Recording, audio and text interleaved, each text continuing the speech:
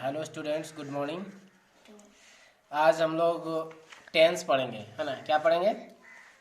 Tense, है ना। जवाब भी देना है जो पूछेंगे। सो क्या पढ़ेंगे? टेंस। आज हम लोग टेंस पढ़ेंगे। टेंस जो है इंग्लिश ग्रामर का बहुत ही महत्वपूर्ण पार्ट होता है ना। ये जो टेंस है ये जानना बहुत ज़रूरी है सभी विद्यार्थियों के लिए। ये टेंस यदि जान जाएंगे तो इंग्लिश का बहुत प्रकार का जो सेंटेंस है उसको हम लोग बनाना सीख जाएंगे, है कि नहीं। तो हम लोग आज चालू करने जा रहे हैं टेंस। तो टेंस सभी बच्चे ध्यान देंगे और एक एक करके समझेंगे। हम बारीकी से एक एक करके आप लोग को समझाएंगे। कोशिश करेंगे कि सारे पॉइंट आप लोग को समझ में आ जाए। जहाँ भी दिक्कत होगा आप लोग मुझे क्वेश्चन करेंगे और कमेंट भी करेंगे। जहाँ गलत नज़र आएगा या जहाँ समझ में नहीं आएगा वहाँ आप कमेंट करें या पूछें हमसे, मैं दोबारा उसको बताऊंगा, है ना। तो आज हम लोग चालू करने जा रहे हैं टेंस। TENSE। टेंस ये 5 अक्षर से बना हुआ है। 10 प्लस सेंस, है ना। 10 का मीन्स आप लोग जानते होंगे कि 10 होता है काउंटिंग 10, और सेंस का मतलब क्या होता है? दिमाग। तो बहुत तरह का दिमाग लगा करके ये जो है टेंस तैयार किया गया है। और हम लोग अभी जानते हैं कि कोई भी काम हम लोग समय के अनुसार करते हैं। तो टेंस का मतलब काल है, काल का मतलब समय होता है ना। तो हम लोग क्या करेंगे, ये टेंस के बारे में आज पूरी डिटेल से जानकारी प्राप्त करेंगे। तो टेंस के 3 भेद होते हैं, 3 प्रकार होते हैं। पहले को प्रेजेंट टेंस कहते हैं, दूसरे को पास्ट टेंस कहते हैं और तीसरे को फ्यूचर टेंस कहते हैं। ठीक है। प्रेजेंट टेंस का हिंदी वर्तमान काल होता है, पास्ट टेंस का हिंदी भूतकाल होता है और फ्यूचर टेंस का हिंदी भविष्य काल होता है ना। और वर्तमान काल को हम लोग कैसे पहचानेंगे? उसका पहचान है, कोई भी सेंटेंस होगा, कोई भी वाक्य होगा, उसका लास्ट में जो है सो लास्ट जो अक्षर होगा, लास्ट जो वर्ड होगा वो है, हैं, हो, हूँ इत्यादि रहेगा, है ना। और जो पास्ट टेंस होगा जिसको हम लोग भूतकाल कहते हैं, इसको पहचानने का एक तरीका है, कोई भी सेंटेंस का अंत में था, थे, थी रहेगा, है ना। और भविष्य काल को यदि हम लोग पहचानना चाहेंगे तो उसका सेंटेंस का अंत में गा, गे और गी रहेगा। ठीक है। और हम लोग ये भी जानते हैं कि टेंस का 3 प्रकार होता है, और जो 3 प्रकार होता है प्रेजेंट टेंस, पास्ट टेंस और फ्यूचर टेंस का, ये तीनों का 4 पार्ट होता है, 4 भाग होता है। ठीक है। जैसे हम यहाँ पर लिखे हुए हैं, प्रेजेंट टेंस का 4 टाइप्स होता है। पहले को कहते हैं प्रेजेंट इंडेफिनिट टेंस, दूसरे को कहते हैं प्रेजेंट कंटिन्यूअस टेंस और तीसरे को कहते हैं प्रेजेंट परफेक्ट टेंस और चौथे को कहते हैं प्रेजेंट परफेक्ट कंटिन्यूअस टेंस। तो हम लोग क्या करेंगे बच्चों कि एक एक करके चारों के बारे में जानेंगे। प्रेजेंट टेंस का भी 4 पार्ट बताए हैं, present indefinite tense, present continuous tense, present perfect tense और प्रेजेंट परफेक्ट कंटिन्यूअस टेंस। तो सबसे पहले हम लोग जानेंगे प्रेजेंट इंडेफिनिट टेंस के बारे में। प्रेजेंट इंडेफिनिट टेंस क्या होता है? तो प्रेजेंट इंडेफिनिट टेंस का पहचान है, जैसे हम लोग बहुत अंग्रेजी में बहुत सारा वाक्य को लिखते हैं, हिंदी में भी बहुत सारा वाक्य को भी लिखते हैं। तो कौन सा वाक्य लिख रहे हैं, ये कौन सा काल में, ये वर्तमान में लिख रहे हैं या भूतकाल में लिख रहे हैं कि भविष्य काल में लिख रहे हैं, इसका जानकारी हमें कौन देता है? तो टेंस देता है। तो प्रेजेंट इंडेफिनिट टेंस हम लोग को क्या जानकारी देगा? तो हम पहचान यहाँ पर लिखे हुए आप लोग को कि यदि कोई वाक्य में, हिंदी वाक्य में आपको नजर आ जाए सेंटेंस के अंत में, है ना, यदि किसी हिंदी वाक्य के क्रिया के अंत में क्या है, ता है, ती है, ते हैं, ता हूँ, ती हूँ इत्यादि लगा हुआ रहेगा, तो हम लोग उसको प्रेजेंट इंडेफिनिट टेंस का सेंटेंस समझेंगे, है ना। जैसे इसका हम एग्जांपल लिखे हुए, आई ईट ए मैंगो, इसका हिंदी होता है मैं आम खाता हूँ। तो मैं आम खाता हूँ, जिसे हम यहाँ पर लिख देंगे मैं आम खाता हूँ। तो यहाँ अंतिम में ता हूँ आ गया, तो ता हूँ मेरा पहचान में भी था। ठीक है। जब भी हिंदी वाक्य हम लोग पढ़ेंगे तो देखेंगे लास्ट में जो क्रिया है, खाना यहाँ क्रिया है, तो क्रिया के अंत में ता हूँ, ती है, ते हैं इत्यादि लगा हुआ रहना चाहिए क्रिया के अंत में। ठीक है ना। जैसे खाना यहाँ क्रिया है तो क्रिया के अंत में ता हूँ लगा हुआ है ना। तो बस ये ध्यान रखेंगे हम लोग, तो हम लोग को समझ में आएगा। तो इसका बनाने का नियम भी होता है, इसका रूल भी हम लिख दिए यहाँ पर। पहले सब्जेक्ट लगाना है, उसके बाद V1 या V5 प्लस ऑब्जेक्ट, यहाँ हम लोग को समझना है 2 चीज़ लिखे हुए हैं, पहले वर्ब 1 लिखे हैं, फिर वर्ब 5 लिखे हैं। कल ही हम आप लोगों को बताए थे कि वर्ब फॉर्म जो है उसका 5 प्रकार होता है, V1, V2, V3, V4 और V5। तो हम लोग यहाँ जानेंगे प्रेजेंट इंडेफिनिट टेंस में V1 का प्रयोग कहाँ करते हैं और V5 का प्रयोग कहाँ करते हैं। तो हम लोग V1 का प्रयोग जो है सो करते हैं आई के साथ में, यू के साथ में, है ना, और दे के साथ में, ठीक है, वी के साथ में। लेकिन जब थर्ड पर्सन सिंगुलर नंबर रहेगा, ही, सी, इट और कोई भी नाम, है ना, तो वहां पर हम लोग V5 का यूज करेंगे। जैसे यहाँ पर बोलेंगे कि राम आम खाता है, तो हम लोग क्या बोलेंगे, राम ईट्स ए मैंगो, है ना, राम ईट्स ए मैंगो। यहाँ ईट के जगह में क्या हो जाएगा, ईट्स हो जाएगा, ठीक है। तो ही, सी, इट और कोई भी नाम जहाँ रहेगा वहां पर V5 लगाएंगे, ठीक है। और दूसरा सब्जेक्ट जहाँ होगा आई, वी, यू, दे, वहां पे हम लोग क्या लगाएंगे, V1 लगाएंगे, ठीक है। ये आगे क्लास में और भी विस्तार से जब हम लोग एक्सरसाइज बनवाने के लिए देंगे तो विस्तार से आप लोगों को बताएंगे। ये समझ में आ गया सभी को? Yes sir. आगे हम लोग चलते हैं कि प्रेजेंट कंटिन्यूअस टेंस, है ना। प्रेजेंट कंटिन्यूअस टेंस इसका क्या पहचान है या इसका क्या काम है? तो इसका पहचान होता है कि जिस हिंदी वाक्य के क्रिया के अंत में क्या होना चाहिए, रहा है, रही है, रहे हैं, रहा हूँ, है ना। यदि कोई हिंदी वाक्य है उसका क्रिया के अंत में क्या होना चाहिए, रहा है, रही है, रहे हैं, रहा हूँ, है ना, इत्यादि लगा हुआ रहेगा, तो उसको हम लोग प्रेजेंट कंटिन्यूअस टेंस का वाक्य कहेंगे, है ना। जैसे हम यहाँ एग्जांपल लिखे हुए हैं, I am eating a mango, मैं आम खा रहा हूँ, मैं आम खा रहा हूँ। यहाँ पर जो है हम लिखे हुए हैं I am eating a mango, यहाँ पर क्रिया क्या है, खाना, तो क्रिया के अंत में रहा हूँ है ना। तो मेरा पहचान में यहाँ देखो, रहा है, रही है, रहे हैं, रहा हूँ, क्रिया के अंत में है। आप लोग ध्यान से समझिए, ठीक है ना। तो इसका रूल हम लिखे हुए बनाने के लिए क्या, कि पहले सब्जेक्ट लगाएंगे, है ना, उसके बाद इज एम आर लगाएंगे, प्लस बिफोर लगाएंगे, प्लस ऑब्जेक्ट लगाएंगे। आप लोग पिछले कक्षा में हम बता दिए थे इज एम आर का प्रयोग कहाँ किया जाता है, ठीक है ना, बताए थे ना पिछला क्लास में। इज एम आर का प्रयोग किसके किसके साथ करते हैं, तो यहाँ पर कोई किसी तरह का दिक्कत नहीं होना चाहिए, ठीक है। आप लोग यहाँ ध्यान से समझ लीजिए आज, ताकि किसी को दिक्कत ना हो। ये समझ में आ गया? तो इस तरह का सेंटेंस हम देंगे तो आप लोग बना लेंगे। चलिए बहुत अच्छा। उसके बाद हम लोग पहुंचते हैं प्रेजेंट परफेक्ट टेंस में, ठीक है ना, प्रेजेंट परफेक्ट टेंस। तो प्रेजेंट परफेक्ट टेंस में हम लोग क्या जानेंगे, कैसे उसमें सेंटेंस रहता है, कैसे उसको बनाएंगे, है ना। तो इसका जो पहचान होता है प्रेजेंट परफेक्ट टेंस का, तो जब भी कोई हिंदी वाक्य नजर आएगा तो क्रिया के अंत में क्या होना चाहिए, चुका है, चुकी है, चुके हैं, चुके हो, चुका हो, अथवा या है, ई है, ए है, इत्यादि लगा रहेगा, तो उसको हम लोग समझेंगे कि प्रेजेंट परफेक्ट टेंस का वाक्य है ना।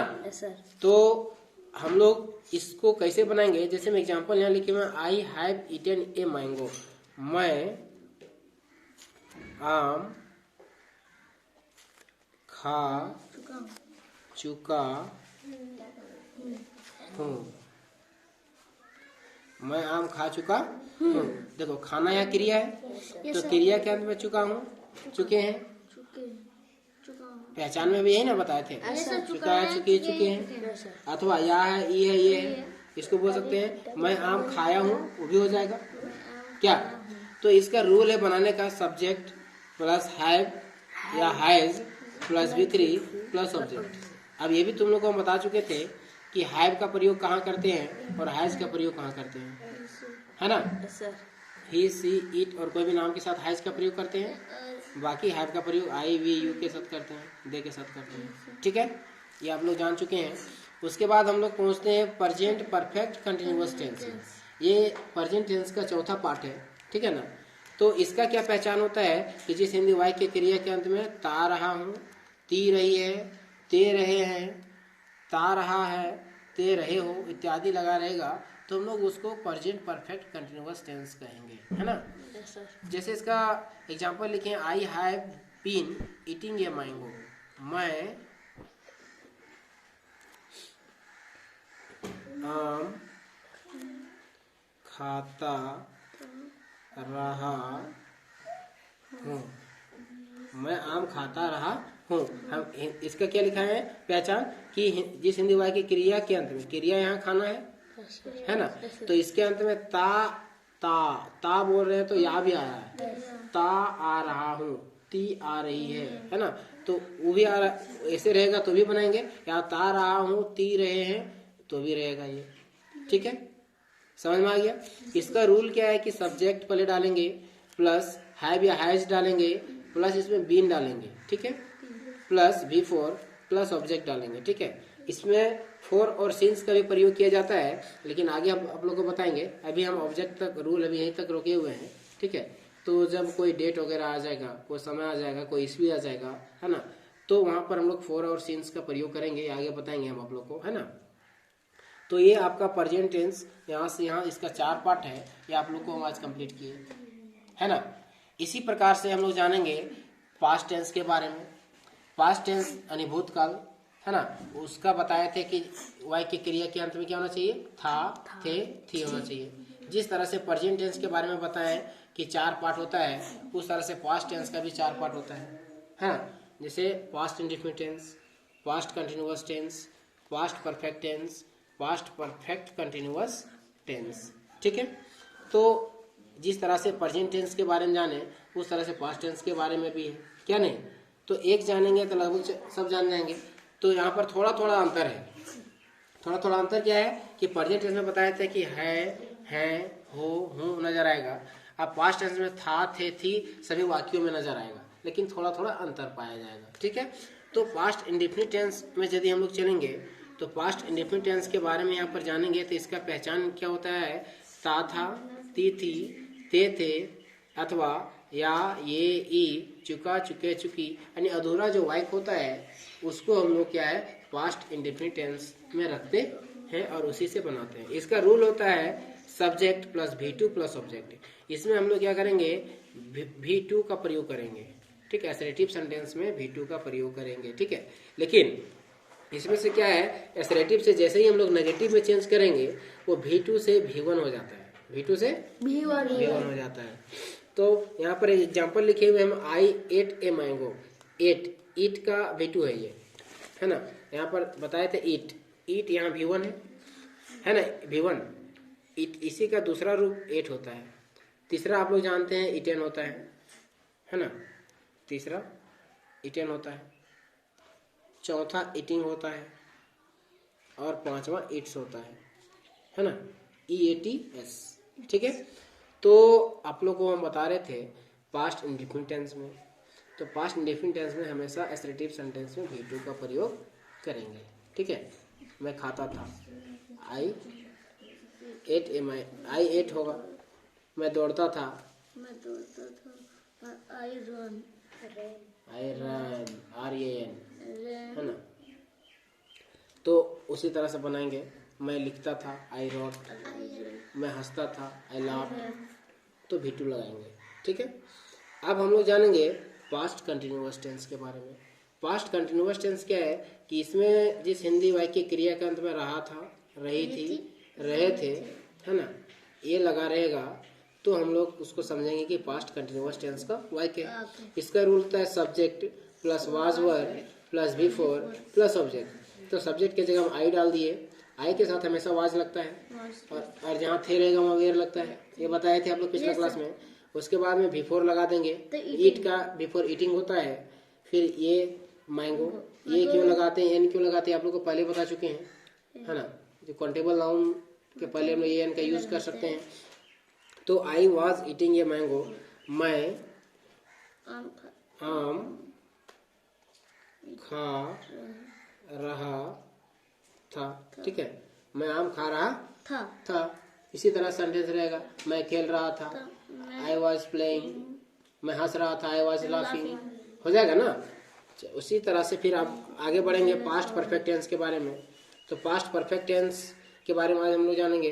तो पास्ट परफेक्ट टेंस का पहचान क्या होता है, जो भी हिंदी वाक्य की क्रिया के अंत में क्या होना चाहिए, चुका था, चुकी थी, चुके थे, अथवा या था, ई थी, ये थे इत्यादि लगा रहेगा तो हम लोग समझेंगे कि पास्ट परफेक्ट टेंस का वाई क्या। इसका रूल होता है subject plus hide plus V3 plus object, है ना। जैसे यहाँ पर एग्जांपल लिखे I had eaten a mango, eat का V3 ईटेन हो गया, है ना। इसका हिंदी क्या होगा, मैं आम खा चुका था, मैं आम खा चुका था। इसी तरह से मैं क्रिकेट खेल चुका था, आई हैड प्लेड क्रिकेट, क्या हो जाएगा ना।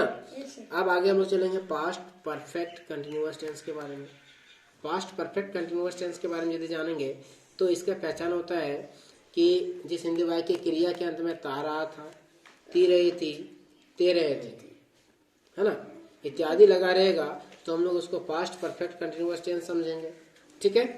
इसका रूल होता है subject plus hide plus been plus before plus object. ठीक है। अभी पहले बताए थे प्रेजेंट टेंस में कि फोर और सिंस का भी यूज होता है, जिसका यूज हम आगे बताएंगे आप लोगों को। ठीक है। तो इसका एग्जांपल लिखें, I had been eating a mango, I had been eating a mango, मैं आम खाता रहा था, ये हो जाएगा हिंदी इसका। इसी तरह से और भी बनेगा। अब हम लोग चलते हैं फ्यूचर टेंस के बारे में। ठीक है।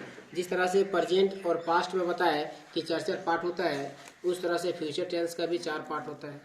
ठीक है। तो 4 पार्ट कौन कौन होता है इसका, पहला फ्यूचर इंडेफिनिट टेंस, दूसरा फ्यूचर कंटिन्यूअस टेंस, तीसरा फ्यूचर परफेक्ट टेंस और चौथा होता है फ्यूचर परफेक्ट कंटिन्यूअस टेंस। ठीक है।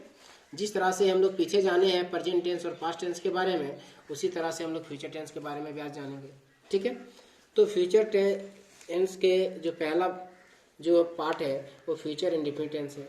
इसका पहचान जो होता है वो गा, गे और गी होता है। जब भी किसी हिंदी वाक्य की क्रिया के अंत में गा, गे, गी नजर आएगा तो हम लोग उसको समझेंगे कि ये फ्यूचर इंडेफिनिट टेंस का वाक्य है ना। तो इसको बनाया कैसे जाता है, इसका रूल क्या है, तो इसका रूल हम लिखाया है कि सब्जेक्ट प्लस साइल या will plus V1 plus object होता है। आप लोग साइल और विल का प्रयोग पता है। ठीक है। तो इसका एग्जांपल लिखा, आई साइल ईट ए मैंगो, मैं आम खाऊंगा, मैं आम खाऊंगा। तो लास्ट में गा आ गया, वह जाएगी, वह हंसेगी, वह रोएगी, बहुत तरह का सेंटेंस है, क्या नहीं।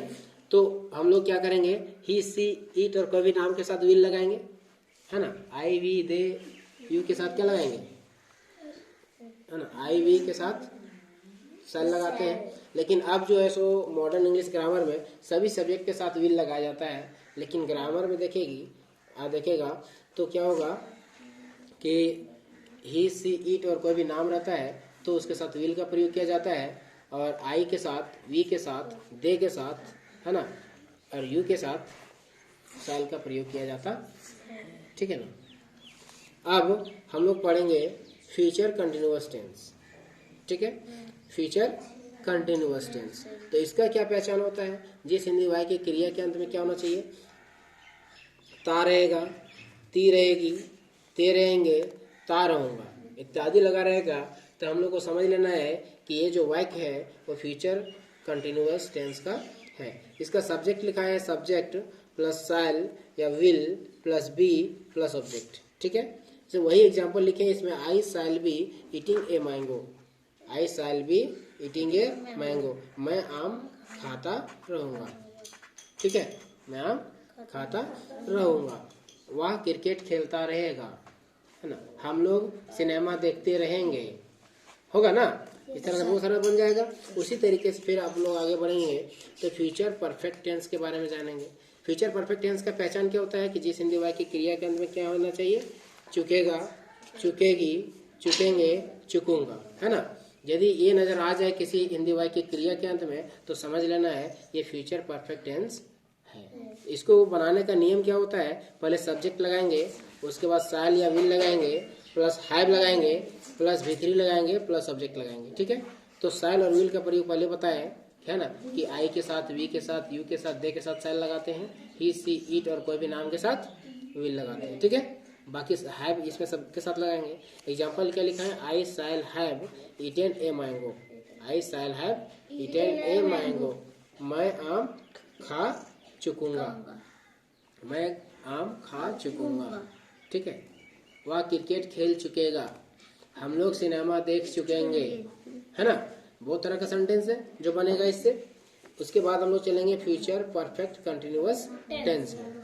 फ्यूचर परफेक्ट कंटिन्यूअस टेंस में इसका क्या पहचान है, तो जिस हिंदी वाक्य के क्रिया के अंत में क्या होना चाहिए, ताय आ रहूंगा, ती आ रहेगी, ते आ रहेंगे, इत्यादि लगा रहेगा, उसको हम लोग फ्यूचर परफेक्ट कंटिन्यूअस टेंस का वाक्य कहेंगे।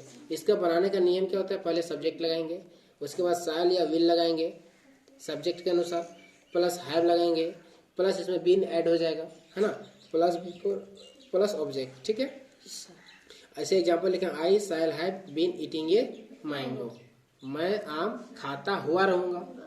ठीक है ना, मैं आम खाता हुआ रहूंगा, वह क्रिकेट खेलता हुआ रहेगा, वह सिनेमा देखता हुआ रहेगा, क्या नहीं, हाँ, बहुत तरह का एग्जांपल हो जाएगा। तो आज हम पूरा ये टेंस के बारे में आप लोग को बताएं कि एक एक करके कि सारे टेंस का इसमें रूल बता दिए, सारे टेंस का पहचान बता दिए, और सारे टेंस का जो है सो एक एक एग्जाम्पल भी बता दिए। ठीक है। अब हम रोजाना एक एक करके सभी टेंस का एक एक एक्सरसाइज भी देंगे, एक एक टेंस का 10-10, 20-20 सेंटेंस भी देंगे, और आप लोग से बनवाएंगे भी, ताकि आपको पूरा टेंस जो है अच्छी तरह से समझ में आ जाए और सभी वाक्यों का पहचान हो जाए, है ना। आपको समझ में आ जाए कि कौन सा वाक्य प्रेजेंट टेंस का है, कौन सा वाक्य पास्ट टेंस का है, और कौन सा वाक्य फ्यूचर टेंस का है। बस देखो, एक आप लोग को थोड़ा सा समरी में छोटा सा बता देते हैं लास्ट में चलते चलते। केवल याद रखना है कि टेंस का मतलब काल होता है। टेंस का 3 प्रकार होता है, पहला प्रेजेंट टेंस, दूसरा पास्ट टेंस, तीसरा फ्यूचर टेंस, और तीनों टेंस का 4-4 पार्ट होता है ना। तीनों टेंस का 4-4 पार्ट होता है। प्रेजेंट टेंस का 4 पार्ट, पास्ट टेंस का 4 पार्ट, और फ्यूचर टेंस का भी 4 पार्ट। तो सभी का पहला जो पार्ट होता है सब में इंडेफिनिट लगा देंगे, present indefinite, past indefinite, future indefinite, है ना। समझ में आ रहा है। और V2 यहाँ पर क्या बोलते हैं, दूसरा में जाएंगे तो प्रेजेंट कंटिन्यूअस, पास्ट कंटिन्यूअस और फ्यूचर कंटिन्यूअस। ये देखना कि जहाँ कंटिन्यूअस नजर आ जाएगा तो सभी में V4 यूज होता है। ठीक है, चाहे वो कंटिन्यूअस टेंस हो या परफेक्ट कंटिन्यूअस टेंस हो, V4 लगाना ही लगाना है। ठीक है।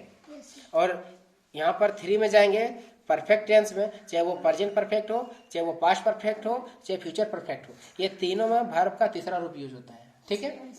और यहाँ perfect continuous, perfect continuous, perfect continuous, चाहे वो प्रेजेंट का हो, चाहे वो पास्ट का हो, चाहे वो फ्यूचर का हो, इसमें भी V4 का यूज होगा। ठीक है। यानी चौथा में V4, तीसरा में V3, दूसरा में V4, और पहला में क्या बताया कि प्रेजेंट इंडेफिनिट में V1 और V5, पास्ट इंडेफिनिट में V2, और फिर फ्यूचर इंडेफिनिट में V1। ठीक है। ये टोटल समरी था आज का क्लास का। हम उम्मीद करेंगे कि आप लोग को समझ में आया होगा। यदि समझ में नहीं आया होगा तो हमको कमेंट करें या फिर पूछें, हम फिर आप लोग को दोबारा कोशिश करूँगा, समझाने का प्रयास करूँगा। Thank you.